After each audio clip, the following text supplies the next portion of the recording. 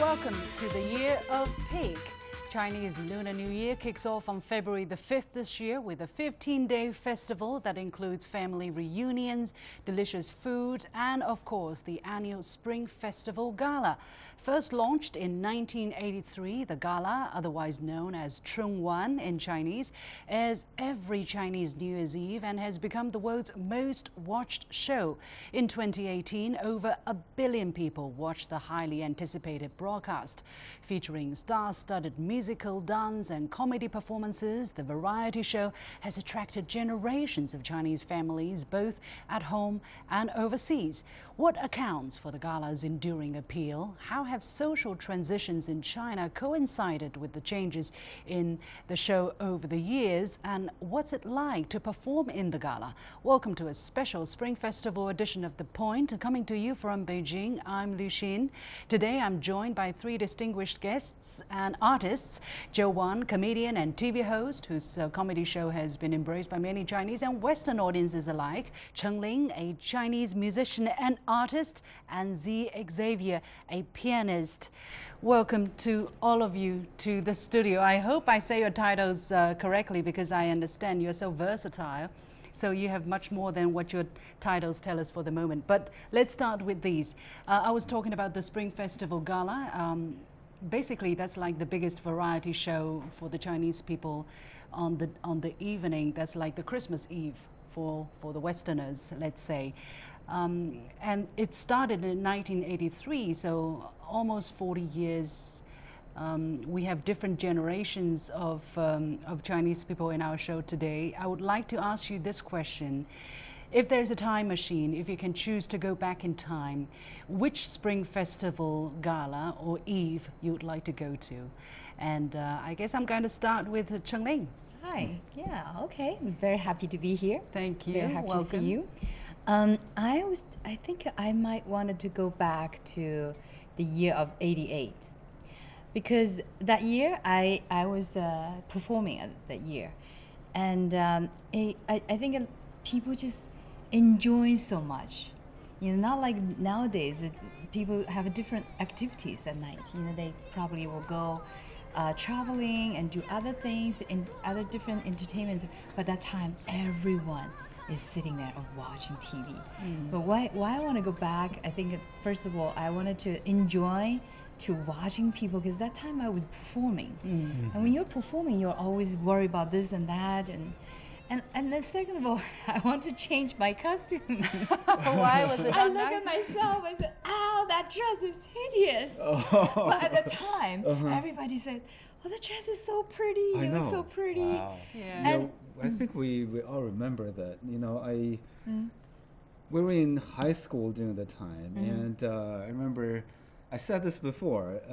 I think you got married around that time or something. you got married in high school? No, What are you you. talking I about? mean, You. I Yeah. didn't. You didn't, or engaged? Rumor Or, says. no, maybe that's the rumor. That's the rumor. So my classmates were very upset. They were Oh, like, really? "Oh no, she's getting married. We love her." Yes. So that's Yeah. that's the kind of That's reach you had. interesting. That's the kind of appeal you had to your Yeah. audience. Yeah. What happened in your time? You were born about 5-6 years later than she was. How was it? Which year would you like to go to? I would say still the 80s. I just Early 80s or late 80s? Late 80s. You know? Yeah. Why? Why you all want to go back then? I think that's just a very optimistic decade back in the 80s, right? Oh, China wow. just came out of the Cultural Revolution, and I'm a big fan of comedy. So, you know, xiangsheng at the time was really good. Crosstalk. Yeah, crosstalk. You know, they can really have some hard-hitting topics, Right, and it's just hilarious. I still remember my favorite is Jiang Kun's. You remember he has a routine about falling into a tiger den in a zoo, and he has all these thoughts, and the whole format was so casual. You know, he was basically standing in the middle of the audience. Yes. Yeah, and then he just delivers jokes. And there was a little drum on the side. It was just Is fantastic. that why you got inspired to start doing, talk show and Well, not at the and time. become a comedian? Not at the Yeah, time. Yeah, Okay. at the time. But I the just seeds were sold. Yeah, I guess. I loved the crosstalk at the time. You know, sometimes when I go home from school, I will stop by at a big loudspeaker mounted on top of a electricity pole. You know, that's because they're playing xiangsheng. You know, I would just listen to it and then go home. Yeah. But you also performed during Spring Festival Gala by Beijing TV a couple of years ago. What was that experience like? You were telling a Western-style stand-up comedy, right, to a Chinese audience. Well, slightly mixed, some foreigners, but great majority Chinese. How was that like? Yes, it's mostly Chinese. I don't think there were a lot of foreigners in the crowd. I think in general it was a good experience. You know? In general, so you mean it was under your expectation, or? No, it's just that the audience is not like in a comedy club where they were like, oh, you know, we're in this for fun. But a lot of them are like, okay, we're just gonna watch a show. You know, the mentality is slightly different. And also, I think, I don't know, when you're performing back in 1988, what the audience is like. But I think nowadays, it takes a lot of energy to get them going. That's why you always see the performers go on stage and they start to shout. Wow, really? Well, yeah, you have to shout from the first word. You know, otherwise, you know, it's not gonna work because it's a big theater, and people just saw like rock and roll or big dance production, and then you go on stage. Are you saying that it is more and more difficult to entertain the Chinese audience or grab their attention because over the years they have gotten spoiled, let's say, by such a great variety of entertainment that their threshold, you know, if you tickle them, they don't laugh until you really tickle hard, maybe.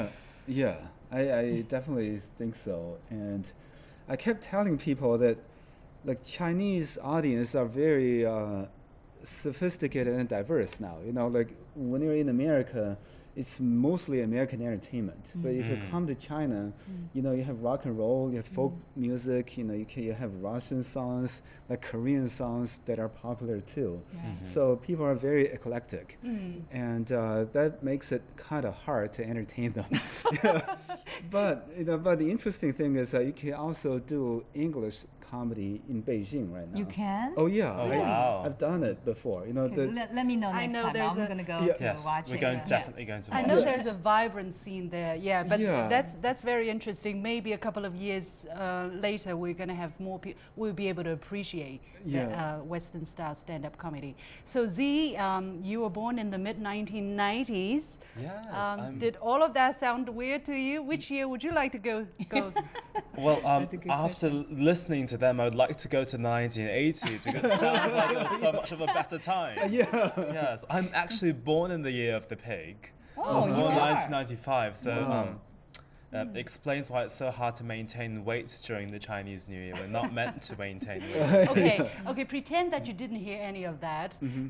Make your own choice. Maybe the founding year, the 1983, because let's say one of the most famous music that goes back to my childhood back in abroad is the Chinese New Year song, the dum ba dum bum ba dum dum dum da da. So that is how do I say, it's really stuck to my childhood memory. I was really wanting to go back to when it was composed during the 1980s and to really absorb that atmosphere. I've heard that it's much more nuanced than what it is now of this electronic age. I'd love to watch the Chinese galas, the original Chinese galas back then. Well, you were born in New Zealand, you grew up in the US, and then you moved to the UK, and you also have Chinese connections. What is your Spring Festival memory like? Is there any moment that you would say that was really a nice moment I would like to revisit, or none of it? Usually Spring Festival was a full day of focused piano practicing. That was amazing. Wow. I get emotional when I'm talking about it. Really? Yes, it's the day that I don't have school. Well, the parents, they say, oh, you should take the day off. It's a good excuse to practice piano. But later in the evening, I loved it because it was the time that I get to see fireworks in Chinatown. No matter in New Zealand, United States, or in UK, there's like Kung Fu, there's like fireworks. You have the dragon at Chinatown, and then love the dumplings. And Also, with my piano skills, I've managed to make the skin of the dumplings quite well. So really, really immersed into What a the surprise! culture. Yeah, surprise Just byproduct. explain more. How would your piano skills benefiting your dumpling here. wrapper thing? You know. There you kind of like you really you put music inside the dough. It goes very, very well together, and then it's a bit more chewy maybe. Okay. And also in my more recent years, you have the opportunity to perform for Chinese New Year concerts, and I really can relate to you guys saying that the audience needs to give them a bang. So for one of the concerts, at the climax, I did a full hand bang on the piano, made the loudest sound ever. And woke up a lot of them. Wow. Yes, I was like, No, sorry. So did you have to do this right out the bat in the beginning or toward the end? yeah, so we composed it inside the cadenza, and then the audience like, oh, this is like the New Year's. You hear the New Year bang. Is it on the traditional Chinese New Year or on the Gregorian calendar? I've performed on both, but this one was specifically for the traditional Chinese New Year Lunar New of Year. 2016 at 国家大剧院 NCPA. Okay, so Yes. for a Chinese audience. Yes, so it was a Chinese piano concerto also. But it's very interesting hearing what you're saying. It sounds almost as if, well, you spend your time mostly abroad, but it sounds as if there is more of a Chinese Spring Festival flavor abroad, overseas, in the Chinatowns than on mainland China. Is that what you all feel as well, Cheng Lin? Well, I was just talking to my friend, just flew in from Australia. We remember that 30 years ago when we were first time we spent the Chinese New Year abroad. And there was nothing because there was less Chinese at time. That was 30 years ago. But right now, everywhere you go, they have like celebrations, events. I've been invited to the US several times after the New Year because usually the New Year, everybody's watching TV or spending time with their family, but it's also Chinese New Year celebration. So it's a big deal now, and also because of the the world is coming together, we just realize that this is the time we all can appreciate each other's differences, and the culture is integrated together, and it's unity of diversity. This is the Baha'i principle that we're all one, but we're different, and we have our culture we can share with others. We can also learn others' culture because we are living in different the continent, different parts of the world. Yeah. So we need to understand the culture a little more than just just the surface. Yeah. Well, it does feel, however, that Chinese culture is more protected or more, how should I say, authentically presented in the Chinatown in London probably than on the streets of Beijing. Do you feel that, or do you feel that, Z? Oh yes, very much so. I feel like in abroad they make it a big deal, and everybody's looking forward to it. I think because a lot of the people there may be homesick of China, and this is the time that they're most homesick of China, so they make the most of it. Not like in China, it's like every other day you're in China and you're eating dumplings whenever you want. Sure. Right. Yeah, that's You're in the really country that invented fireworks. Yeah. It's not like in the US or in London. That's the only time you get to play with fire a little bit. Okay, speaking of fireworks, Joe, I know you have a joke on fireworks. Tell us a bit about that. Oh yeah. We want to hear. Well, it's not exactly a joke. It's just some stories. Like as a boy growing up in northeast part of China, fireworks is a big thing. We save our money all year long and buy firework and stockpile it. And one day, my brother accidentally lit it on fire, and exploding. And my neighbor came over. They're like, "Oh, what holiday is today?" Was it in the? It was in the United No, States. this is in China. This was when in I was China. growing up, Okay. and then I was like, "Oh, if my dad comes home now, it'll be the anniversary of my death. My dad's gonna beat me." But then after going to the United States. I still want to keep this tradition, So I bought some firecrackers, and the police showed up. They were like, "Oh, in America, fireworks are not allowed." Right. I said, "Oh, this is weird. Why in America guns are legal, but fireworks are not?" You know. I know. Then I figured just that, yeah, I just figured next Chinese New Year, I'm just gonna fire a gun. Happy New Year! Oh my God! I hope my daughter's not watching this. Okay, I know it's funny, but it's also not so funny, right? It's yeah. But what was the policeman's response? Well, he doesn't, he doesn't quite understand. He just know, you can't have fireworks. But there's an exception, the Chinatown. You can go there and watch fireworks. But yes. the 4th of July, the celebration, they also have fireworks. It's a different location. For 4th of July, you still can't have your own firecrackers in your backyard. She would just light a match and that's it. Yeah, exactly. Yeah.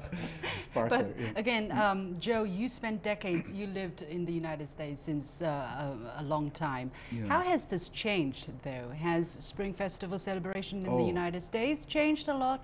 And how have you seen the Chinese mentalities regarding the Spring Festival changing?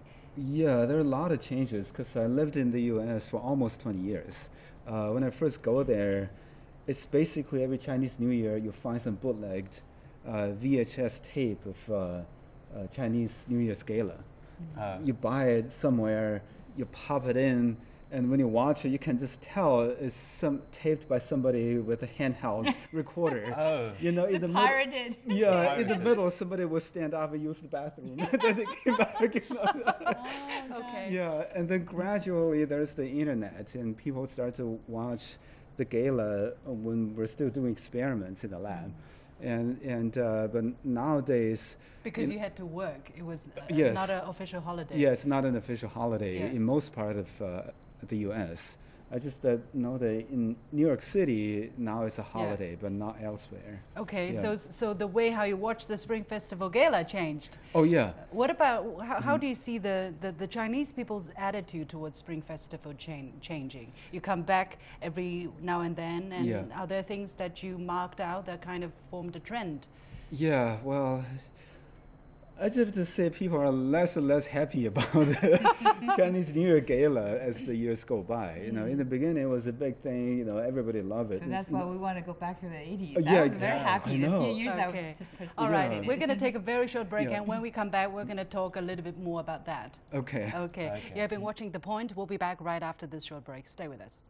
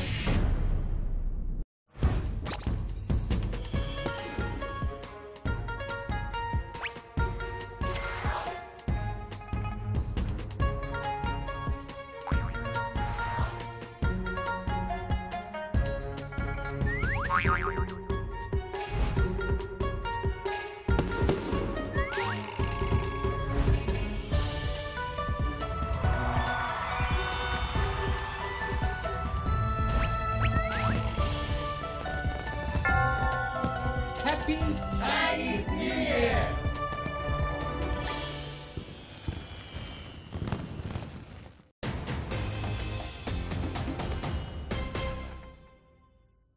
Welcome back to this special edition of The Point with me, Liu Xin, and three artists talking about the appeal of the Spring Festival Gala. Let's be factual. I mean, this is still the biggest gala in the world. It's talked about by billions of people, basically, because only there is 1.4 billion Chinese people, but everybody talk about it once or twice or three times, then you have billions of discussions, right, of interactions on the social media.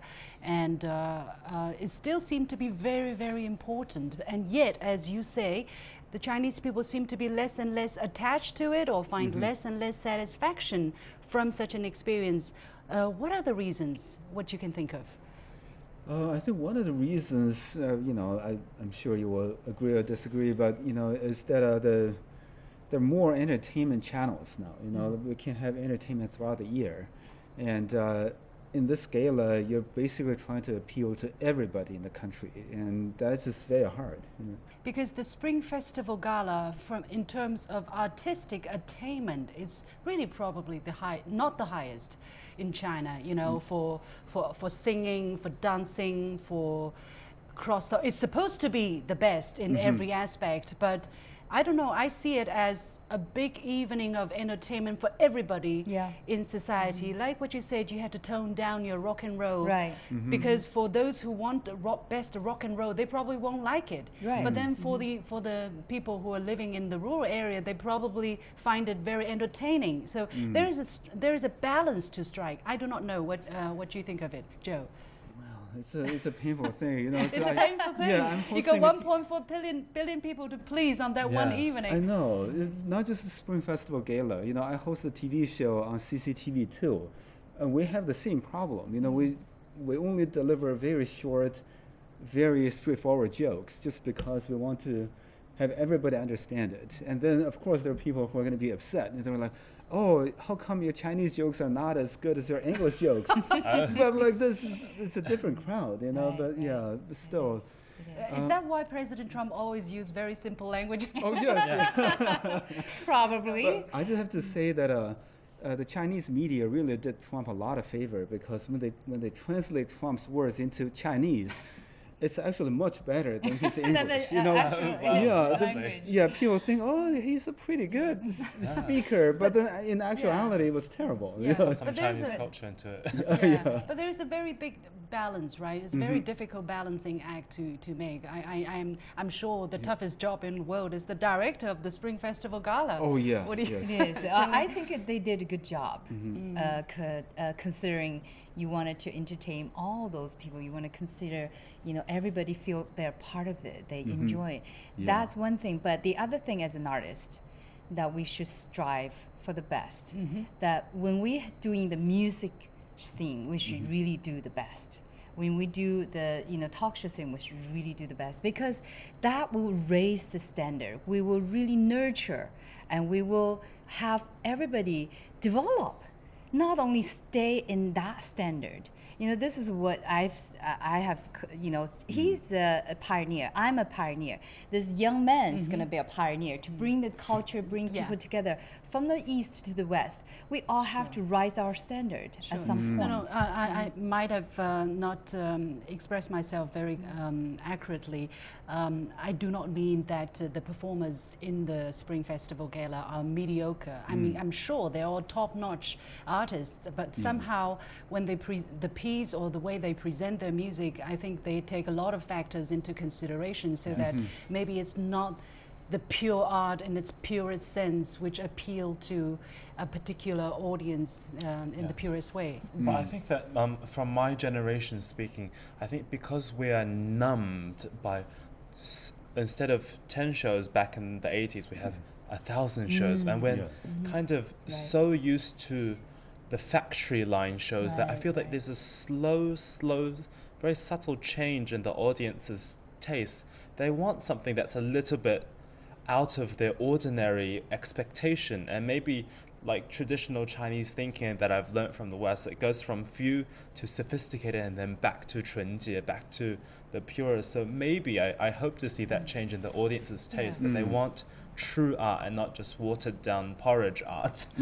Is there also, I feel there is also an element there, our understanding of happiness is 热闹, hecticness, you know, a lot of colors, a lot of sounds, a lot of people dancing together, a lot of people singing. That's, I would say, the average understanding of happiness, whereas in the Western country, in the US or somewhere else, you would have a very simple set, blue background, some starry nights, but the singer is fantastic, right? You believe that is the highest form of entertainment. But is there a difference there as well? I don't know. There is. I think like what she said, that we're going to either improve and change our view. We have to, because if we don't, you know, even though so many people watching and so many people's heart is not with the show anymore, the song doesn't touch you anymore. So we have to really understand why is that. So many Western shows, the background is very simple. Maybe just the piano. I do this all the time, just the erhu with my voice. And people can cry with the song because it touches their heart. Well, sometimes when I have 20 dancers on the stage, of course, one evening in the night, but that probably will really make people dizzy, and they don't really feel something. It comes to their hearts anymore. So this is the director, our production team. We have to realize that we have to change. Yeah, I think one thing I noticed is that like in the United States back in the 30s and 40s, they have these big productions. I remember seeing some old footages. One guy singing. There was hundreds of dancers on different floors. They were dancing there. But then you don't see that anymore. I think over the time, people will gradually just appreciate the core of the art instead of all the fringes. You know? Yeah. The Spring Festival Gala really do also serve a very important purpose, which is to bring everybody together, right? Which is to praise, to send a message that, you know, we are united. It's a society for all, and that we should work together and also Spring Festival Eve is where every member of the family is around the table, so you're supposed to give something for everybody. So so the threshold is probably much lower. I don't know. It's a very big subject, Z. Yeah, as kids back and we get free money. And doing your job. Yes, the envelope. That's my daughter's favorite. And then the parents say, "Oh, we'll take care of it for you." And then it's like, it just evaporates. Well, this is the thing that changed the next generation. My daughter has never watched the Spring Festival Gala. Gala. Maybe just 1 minute she'll say, "Okay, I'm done," because her taste is so different. She listened to Adele, you know, Bruno Mars, and you know all those artists from different parts of the world, and they can listen to the best music the minute they release in the West in other countries. So I think her taste is very different. It's very hard for the next generation to sit there, just watch the show. So that's also the reason we have to raise the standards. Okay. Time is really limited, but very important topics, I believe. How to raise artistic standards, how to encourage more individualism, but also create greater social cohesion in a time when everybody has a different taste and everybody's watching different things. Some TV, some their phones. Well, we have to leave it there. Many thanks to my 3 guests. Wong, comedian and TV host. Cheng Lin, a Chinese musician and artist. And Z Xavier, a pianist. And with that, we come to the end of this special edition of The Point with me, Lu Xin. As always, you can follow me on Facebook and Twitter using the handle The Point with LX. Download the application called CGTN to watch the show on your mobile devices, or go to YouTube and look for CGTN The Point. Thanks for watching. You've got The Point, and Happy Chinese New Year once again.